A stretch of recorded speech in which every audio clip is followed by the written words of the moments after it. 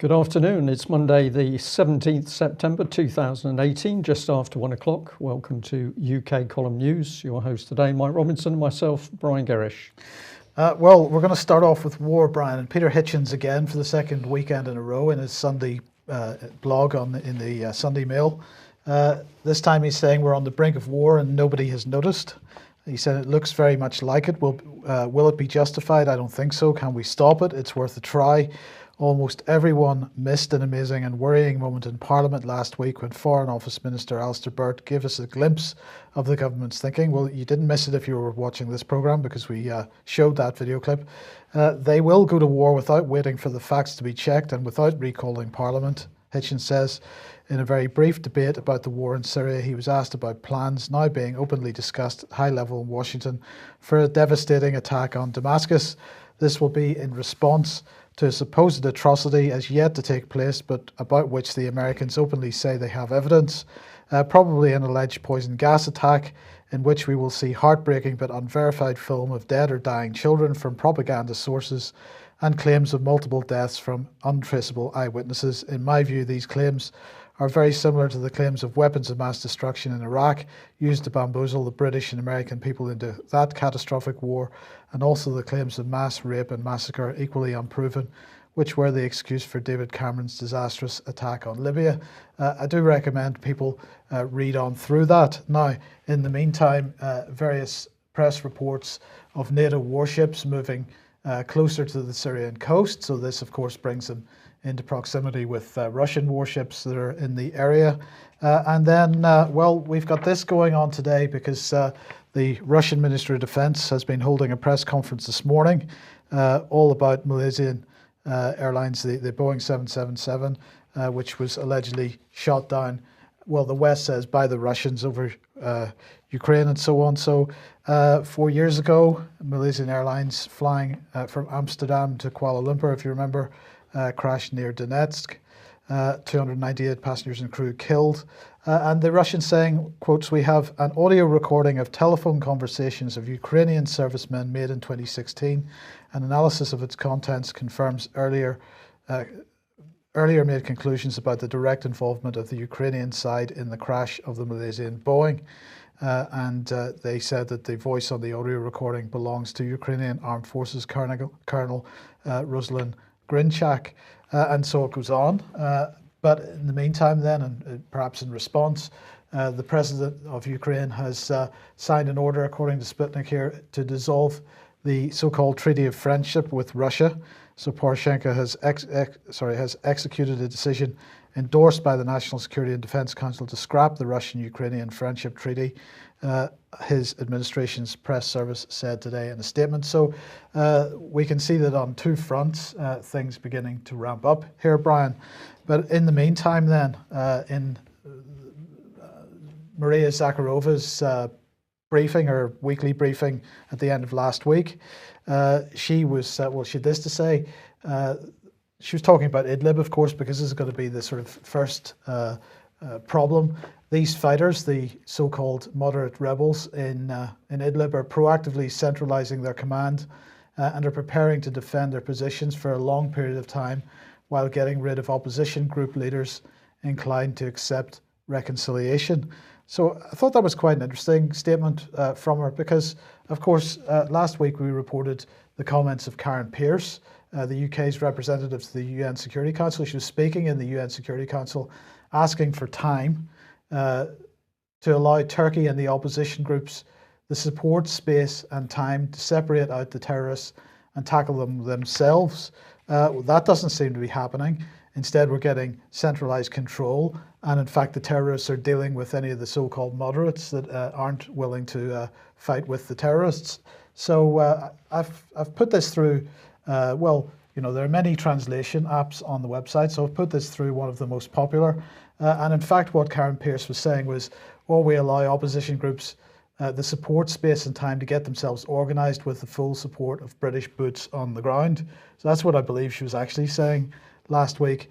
But anyway, getting back to Zakharova then, in her briefing, she was talking about the Russian military also reporting a rising number of shell attacks by terrorists against communities in areas controlled by the government. And of course, this is something that Vanessa Beeley has been reporting consistently during her time, at any time that she's been in Syria, that shells coming from the terrorist-held areas into civilian areas. And this is all happening with no comment from the British government, when in fact the British government focuses on the Syrian army trying to get rid of these terrorists in the first place. She said at the same time the so-called international coalition led by the US has shared military exercises in eastern Syria using the Al-Tanf military base, and let me remind you that it has no right to be present in Syria. The purpose of these exercises is to practice moving and deploying rapid response forces, as well as attacking terrorists from the air, as well as from the ground. So, she's concerned about what's going on in Syria, concerned about the potential for conflict between Russia, the US, Britain. And I saw some reports today of French troops in the Deir ez-Zor area as well, and many people asking what they're doing there. So this situation ramping up, and I think Hitchens absolutely right to be focusing on it, Brian. Well, he is right, and it's just remarkable, Mike, that he seems to be the only person prepared to put his head above the parapet and report on this stuff. But just come back to this business of troops on the ground. We were repeatedly told by David Cameron that there would not be British troops, the boots of British troops put on the ground in Syria, and yet it's quite clear that British troops, special forces, have been operating on the ground in Syria for years. The same with American special forces. And we have American base and this significant air base in Syria operating on the soil of a sovereign national nation. No requests. The Syrians don't want them there. The Americans say, well, tough, you have to have us in order to get the terrorists out. But what the Americans are doing with the British at the moment is supporting these terrorist interests. There's no question of this. And as Hitchens says, we're lining up for World War III as if it isn't happening. Maybe part of the reason for that is that our MPs are unable to function, and we'll come on to that a little bit later. Well, a number of times in the last couple of weeks we've mentioned Theresa May's rapid response mechanism. This is supposed to be a common narrative between all the G7 nations, and so perhaps this is a little bit unfortunate. Well, this is a Dutch publication, obviously, and people will not be able to necessarily read that headline. So as if by magic, let's turn that into English. The Netherlands is stopping support for Syrian opposition due to inadequate supervision of aid projects. British organisation denies criticism.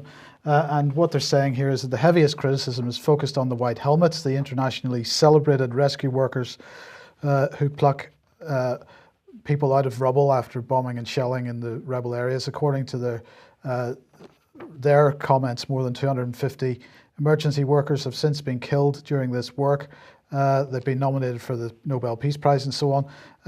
But this is the point, the Dutch government complaining that there is not enough sort of oversight of what these people are doing.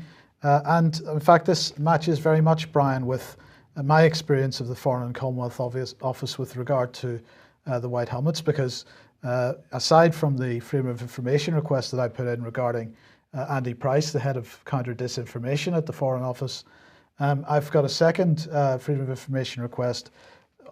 Well, this is in fact a third, because the second Freedom of Information request originally was asking for the quarterly financial statements that the White Helmets are supposed to return to the Foreign and Commonwealth Office, but which the Foreign and Commonwealth Office do not want to share. They don't want to share that information with anybody. So they refused that Freedom of Information request. So I took a slightly different tack. And I asked a specific question about the oversight of White Helmets activity. They responded when I put that in. I think that was in July I put that request in. They responded acknowledging receipt, and that's the last I've heard. I've now prompted them several times because they're now about 20 days late with this response, and at this point they are not responding to me at all. They're not even acknowledging receipt of the prompts. So this is clearly an extremely sensitive issue for the British government. I'm fascinated that the Dutch government is now breaking with the British government and saying that they don't like this organisation, they don't like the oversight of this organisation. in light of the rapid response mechanism, this can't be going down too well with Theresa May? No, somebody said in our chat box that the Volkskrant, the paper there, is a quality Dutch newspaper, right of centre. And so this is a particularly interesting report. But this has gone on from the outset, Mike, that we have been supporting not rebels, not opposition, because quite clearly Britain has been supporting terrorists. Just bring this one back on screen. This was a tweet from the 26th of August 2013 by then Conservative MP Brooks Newmark. Busy day meeting Syrian opposition, including General Idris and President Saba. Assad's 14th chemical weapons attack, tipping point in the civil war. So we were raising questions then as to why Brooks Newmark was meeting General Idris, and why Brooks Newmark was happy to say in the Daily Mail that General Idris's Free Syrian Army was linked through to al-Nusra fighters. And of course, we now see everywhere that al-Nusra fighters are in fact terrorists. So no explanations ever given. And of course, no evidence has come out of the UN or Britain or America or France or the EU to support evidence of Assad's forces carrying out those chemical incidents. So where the 14th comes from, I have no idea. But this is the sort of information coming out of the Cameron Conservative government. Okay, Sputnik reporting this today. Russian specialists studying documents on US laboratory in Georgia. This is the Russian MOD. Early reports stated that a number of countries, including Russia, suspected that the laboratory in the Georgian capital may harbour a secret military biological weapons program run by the US military and private contractors. Russia's Military of Defense has analysed documents connected to the US military's biological program released by the former Georgian Cabinet Minister Igor Georgiadze. The results are slated to be published in due time. According to the ministry, the documents contain some signs pointing to serious violations of the International Convention Against Bioweaponry. The Lugar Center was opened in 2011 and has received the attention of both journalists and intelligence agencies, including Russia's FSB, which suspects that the lab has been involved in bioweapons research. Dilyana Gudjeva, a Bulgarian investigative journalist who has written extensively on the Pentagon's alleged secret bioweapons program, believes the Lugar Center is a component of the program. Now, Dilyana was speaking at the last Alternative View conference in May. Absolutely fantastic, independent journalist, and does superb work. And in fact, if you want to find out more, including many of the documents that are being talked about here, head over to 21st Century Wire, and the headline there is WMD America Inside the Pentagon's Global Bioweapons Industry. And that is quite a long article, well sourced, and plenty of documents for people to look at there. Yeah. But Dilyana doing fantastic work, and she needs to be a bit more in the public eye, Brian. Very, very much so. That was an incredible talk that she gave, and what she was showing, which appeared to be the US running biological research facilities right up on the Russian border. Some of it was difficult to believe. Do I believe it? Absolutely, because of the depth of the research, but incredibly nasty stuff happening right on the Russian border. Okay, well, yesterday, Novichok 2 continues, and this time it's not Novichok, say police, according to the Mail. Russian in inverted commas, couple, fall ill at Salisbury restaurant with nerve agent symptoms, sparking panic as police in hazmat suits keep terrified diners in isolation for hours before giving the all clear. What was this, a psychological operation? I think that's exactly what it was. There was clearly nothing to see here. A couple of people with a bit of food poisoning or something, I don't know. But anyway, the Mail nonetheless gives a helpful satellite picture showing where the new restaurant is relative to the restaurant that the Skripals attended, 300 meters away apparently, and they give some nice photographs of people in what is, I don't think that could really be described as a hazmat suit, or could it? Well, no, because we got lots of bare skin there, Mike. What this is, I don't know. it just gets more and more bizarre. And if you mix people who've supposedly been in to investigate, you've got some form of hazardous material, you can't have them chatting with somebody who's not protected.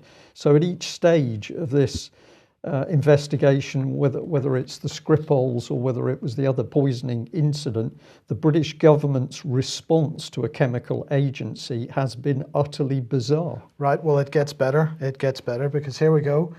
Project Minerva, there you are, it's on screen. The UK has tested life-saving chemical detection robots and drones, apparently.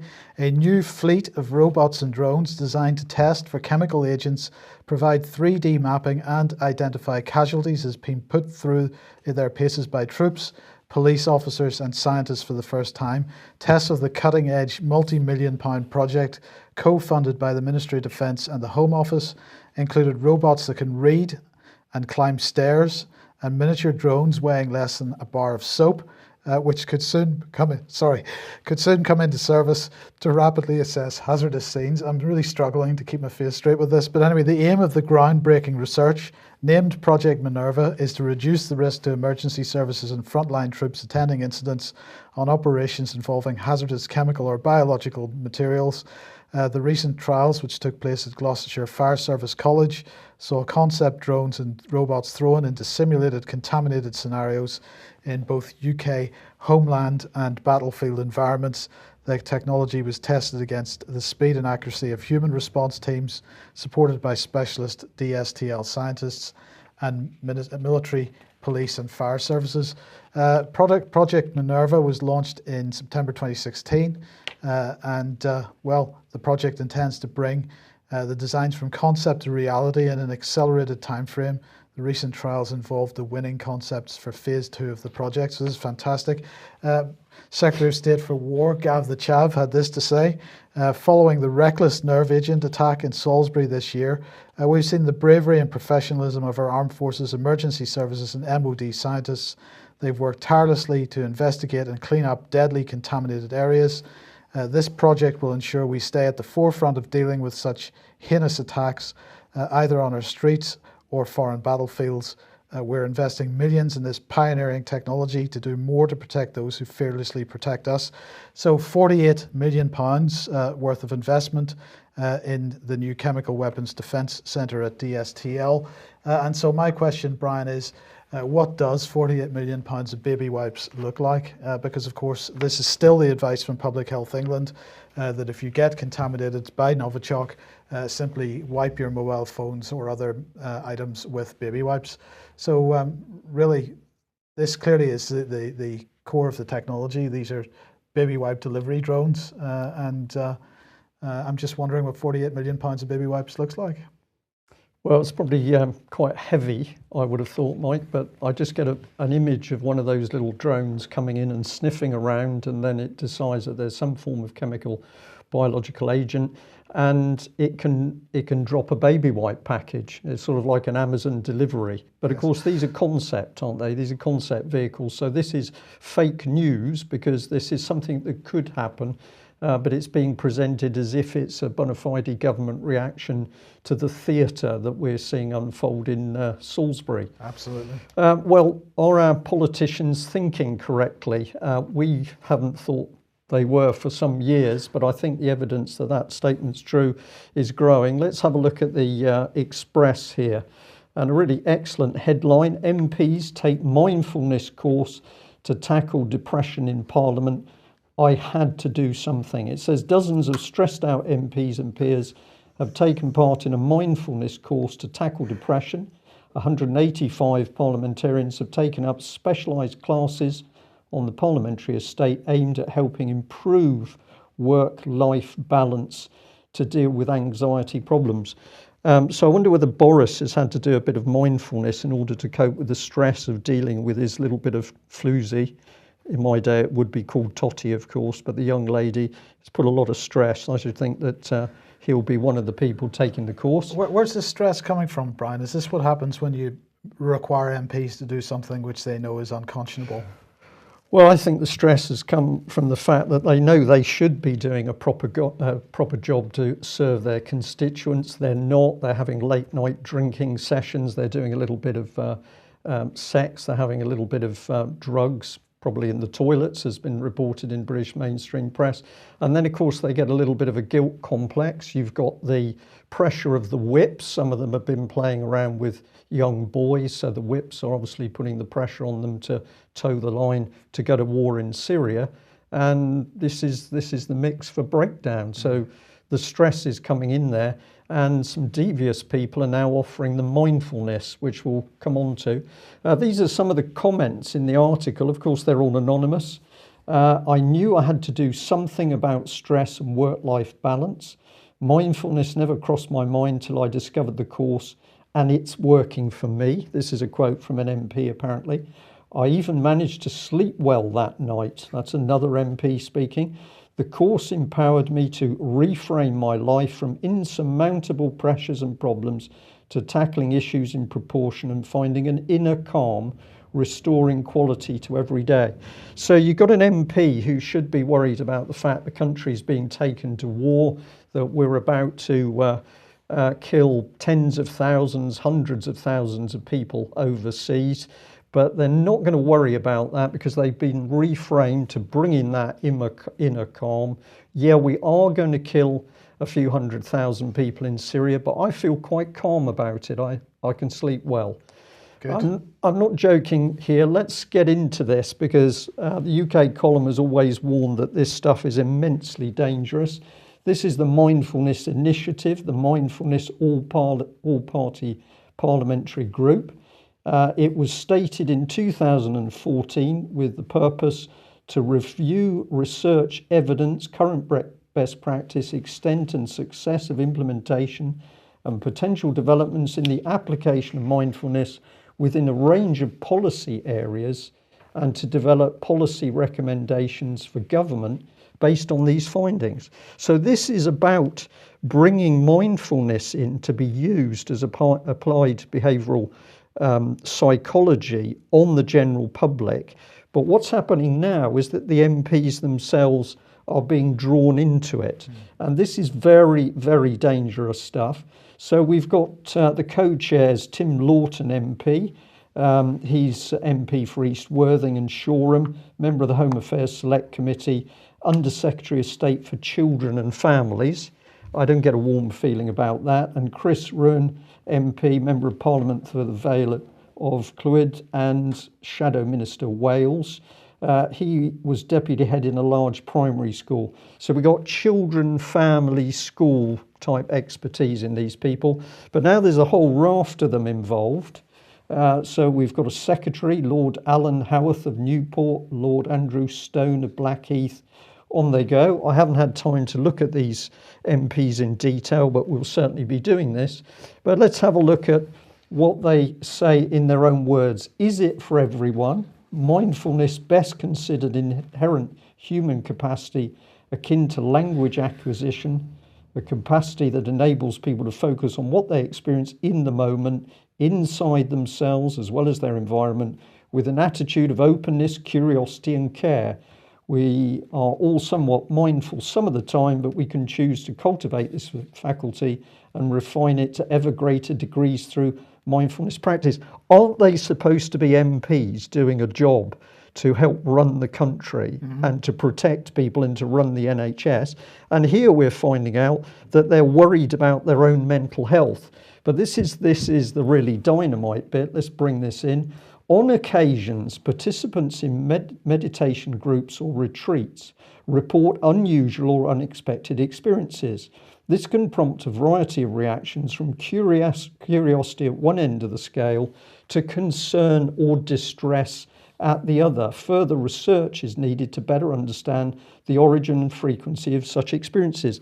So you can play around with this mindfulness in Westminster, and you can actually experience effects which are immensely distressing. What sort of effects? Well, we had a school teacher contact us many years ago after they played around with this material at her school, and some of the school teachers following the mindfulness training had nightmares which were so horrific they were still disturbed the next day.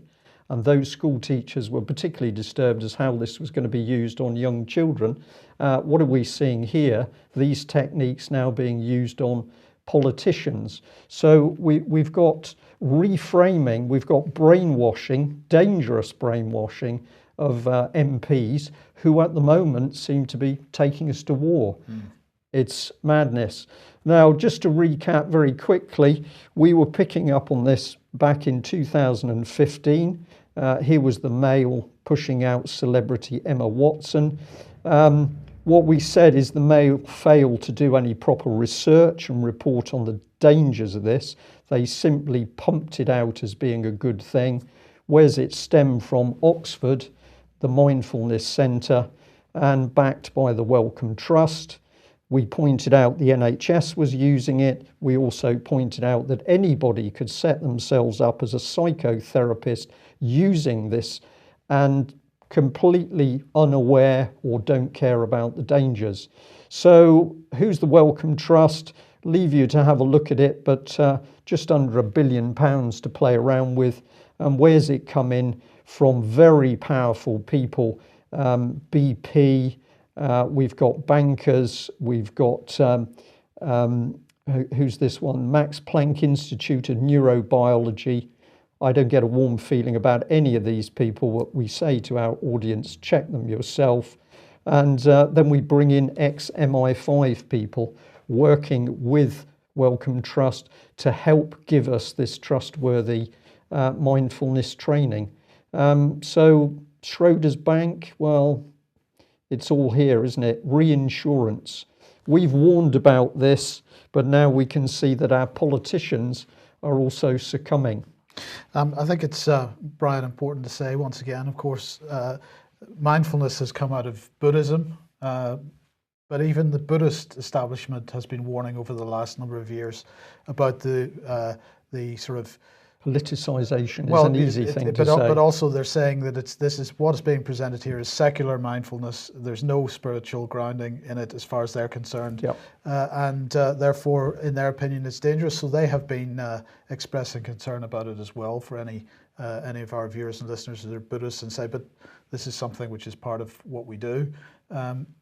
What this is not the same thing at all. No, absolutely true. There's a debate to be had about NLP as well, and we're going to keep pushing this. Immensely dangerous, particularly when people don't understand what the risks are.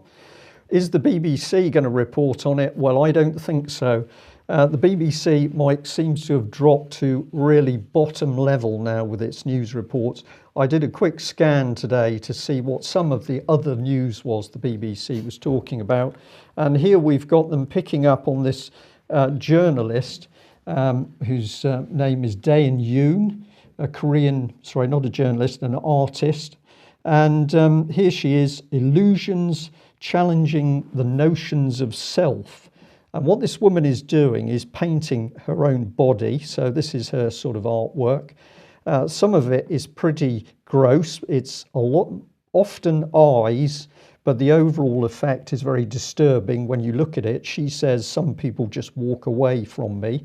When you look at the video clip, this is one of the things she says about herself. I watch lots of horror films and read scary comic books. And the BBC is pushing this forward as a role model. There's no doubt about this. So what is this doing for children? Well, you're saying watch horror films, and then you're beginning to question yourself. Now, we could have a long discussion about this. We're going to say, as far as the news is concerned, this can easily take you towards mental breakdown. Is this just an accident from the BBC? Well, I don't think so, because this is an earlier article that they had. Creepy art, a woman adorning her body with all sorts of unpleasant insects, and in this case, she's got maggots, which she's using as her eyelashes. So the BBC is absolutely into this stuff. I believe that this is a very vicious attack on the minds of young people. It's certainly not by accident. It doesn't have to be that style, because we got another major article from the BBC here. Apparently this young man was taken on by L'Oreal to help promote their cosmetics, but it's Gary, also known as the Plastic Boy, and he's very big because I think he's got 75,000 people following him. So this is major news from the BBC, but it doesn't get any better because here we get into the fact that we've got a major article for the BBC on whether they might shut down Nevada's brothels. That's clearly very important as we go to war, Mike, as I think you can understand. And if you notice just to the right of that, we've got an interesting little headline there, why it's okay to have bad manners. Now there's nothing confusing in that headline. It's very specific why it's okay to have bad manners. I was intrigued by that, so we went to have a look at the article, and here it is. And the BBC has commissioned the lady who's written this article. In fact, she doesn't say that it's okay to have bad manners. She rather throws people's minds into a no man's land. So she said there's a clear need to be considerate of others and to conform to social rules, particularly when their behaviour is a risk to others. But deciding what is acceptable can also mean making a judgment about what we should prioritise when it comes to happily coexisting. Should it be the preference of those who want their experiences of travel, dining and art to be free from annoying disturbances, or the rights of those with noisy young children, disabilities, or simply a different set of values? For most of us, encountering moments of bad behaviour is a fleeting problem.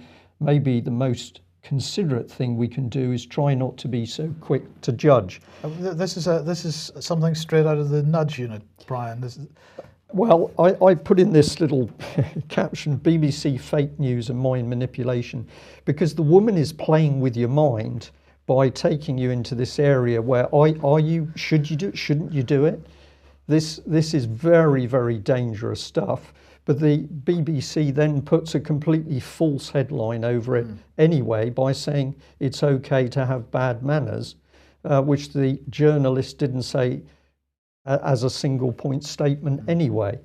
So who is she? Well, she's a lecturer, Bristol University, and she lectures on the behaviour of theatre audiences. In fact, she's just got another tranche of money to study the way audiences. So it's more behavioural research here? Yeah, more behavioural research. So I thought how interesting that the BBC has paid this woman money to write that article.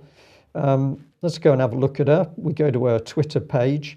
What she's doing is promoting her book. Oh, behaviour policing, is it? Yeah. So the BBC has paid her, but ultimately in giving her publicity, what the BBC is doing is promoting her book. What sort of woman is she? Well, I just got a little bit of an impression by this embedded video tweet, which I'll just play. I found it offensive. Oh. She says she's playing devil's advocate. But why do you need to have something like this on your Twitter page? For our listeners, is a cartoon of a woman kicking a man's head off. Right. That's what she's doing. Quite pleasant. So there we are. I think the comment from UK Column is that the BBC really is now at a point where it's dangerous, particularly to young people in this country. My personal opinion is the BBC should be shut down. But is the BBC going to tell us the truth in Syria or elsewhere? I don't think so. Well, in the meantime, financial collapse looms, and another voice added to the mix. This is from Giulio Cepelli, and he was speaking to Euronews yesterday, Italian economist, of course, warning the financial system is in a worse state than it was in 2008. We're 10 years on from the collapse of Lehman Brothers, of course, and he's calling for full bank separation. Now, there's been quite a bit on the BBC, actually, recently, in the last few days, about the 10th anniversary of Lehman Brothers and discussion about whether the protections that are allegedly in place to deal with a future economic or financial collapse are sufficient. But what Cepelli is saying is the lesson to be drawn today is that self-regulation and good governance in the company, as well as in the state, is the rule to avoid crises, together with separation between investment and commercial banks, with the termination of universal banks, period. He said today we have several trillions of derivatives. The capitalization is dozens of times higher than the world GDP, and therefore collateralization, what Sir Mervyn King characterised as a marvellous alchemy by which banks, not central banks, but any bank or financial operator creates money, has never ended. But what kind of money is it? It's the over-the-counter, it's the derivative, it's the instrument of mass destruction, which makes it possible to write a debt as an asset because you sell the debt through collateralization and financial leverage. Therefore, it is much worse today than when Lehman Brothers failed, including because I do not think that a massive central bank intervention could avoid, as in the past, a collapse because governments had to intervene. And it seems to me that all states are enormously weak, especially when the USA is so divided. What would happen in such a state, so split among the deep state, the president, and the old pro-financial oligarchy, and the Republican side, which has destroyed America, the Clintons, the Obamas, and the Bushes, it would be the end. So I don't think he's exaggerating things here. And you know, in the BBC's coverage, they had people on from Positive Money, for example, talking about how great it was that a regulation of the financial system was back in the hands of the Bank of England. How great it was that we've got ring fencing. Well, in fact, the original ring fencing idea, which was already a significantly watered down version of Glass-Steagall, it has been watered down over the years and still hasn't actually been implemented. So ring fencing, despite what some people say, is not actually in place at this point in time. You know, I have just got to say, this has been one of our comments for the last, 10 years, really, that we need full separation of investment and commercial banking. We need to remove the stranglehold that the banks have on us. Because there is a crash coming. It's inevitable. The situation is, as this gentleman is saying, 10 times worse than it was 10 years ago, 100 times worse. Unless we deal with it, we're going to be killed by it. Okay, well, let's take an area of public services that is always saying they can't operate properly due to lack of money, and that's policing. And a very interesting tweet that was picked up here is Police Scotland, and they're tweeting out today, we will be welcoming delegates from the foreign law enforcement community to Police Scotland College for a conference to share and discuss strategies and help plan for future partnership working. So if we start to ask this key question, well, who is it that decides what the policy of the police is? Of course, in Scotland, there's been a huge push by Scottish Police or Police Scotland to be armed. Many people in Scotland don't like this idea, but the policy is still being pushed. Where is policing policy coming from? We took a little bit of a look into see what we could find about this. So we've got the College of Policing here. Now, something I didn't check is whether there is one central College of Policing and there's a or whether there's a different one for Scotland. We'll check up on that, but nevertheless, we can have a look here at what's being said and get an impression. So we've got the College of Policing. We've got a guideline committee, and it says the College of Policing is piloting a new approach to the development of guidance as set out in the College of Policing business plan. Now, I found that significant, Mike, because you think you're dealing with the civil service or civil servants in particular with the police, but no, we're into the language of business plans. And if we're running a business plan, then we must be looking at profit. So we get an idea there of where the policy's coming in. Now, what do they talk about in one of the sections? Well, the contents there on the left give us a lot of it, but they are very big on integration with the European Union. So there's a whole paragraph here on Europol. We've also got a piece on the Europol information system. This is the huge database at Europol's HQ in the Hague, and we are still contributing to it. None of this is discussed in Brexit at all, of course, Mike. We're simply building up the policing partnership. And I was just intrigued to find that, of course, linked in with this is the National Crime Agency, which acts as the European national unit within the College of Policing. So the liaison unit for the European Union, effectively, is the National Crime Agency. But don't worry, we've got Brexit occurring shortly. So if you go to the National Crime Agency, this is what they have to say about them, that organise themselves. Organised crime is one of the greatest threats to UK national security.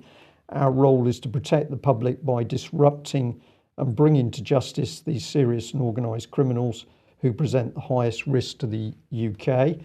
I thought it would be interesting to have a look and see what they did for risks to children. And what you then find is that is delegated to CEOP.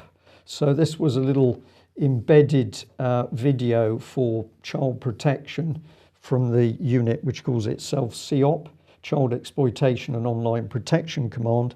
But when you press that link, it didn't actually work. Now that might have been a problem for me, or possibly that link's down, but I don't know why. But what is significant is while you can see them talking about all of their drug busts and millions of pounds weight of drugs seized, you can't find any real evidence at all about them doing anything to protect children.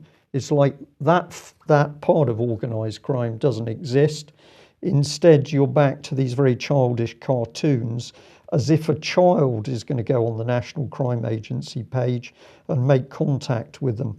So if any of our viewers and listeners can do a little bit of research and see whether we've missed something, and in fact there are some good case studies of the good work National Crime Agency has done on child exploitation, please let us know and we'll be very happy to report that. But what we can tell you today is that in the background, of course, we've got a very big independent organisation helping policing, and that's the RAND Corporation. What do they say? Well, excuse me, their clients include Europol, the European Commission, the UK Home Office and the College of Policing. RAND Europe undertakes research into international, European and national law enforcement. So we can't police ourselves. We need the RAND Corporation to help us. It's got to help the Home Office as well, because obviously our politicians are too stressed and they're busy being reframed. Have a little look into RAND Corporation, and what do you find? Well, you find that they have massive funding, predominantly coming from the US government. So we've got $318 million here. We've got 66 million coming from the US Department of Health. We've got 43 million coming from the US Army. We've got 49 million just about from the US Air Force, nearly $9 million from the US Department of Homeland Security, and 70 million effectively from the Office of the US Secretary of Defense and other national security agencies. So people helping form policy for British and Scottish policing coming out of the US government and the arms industry, essentially. Well, isn't the policy that's coming through through NATO and the European Union at the moment is to merge military and civilian policing?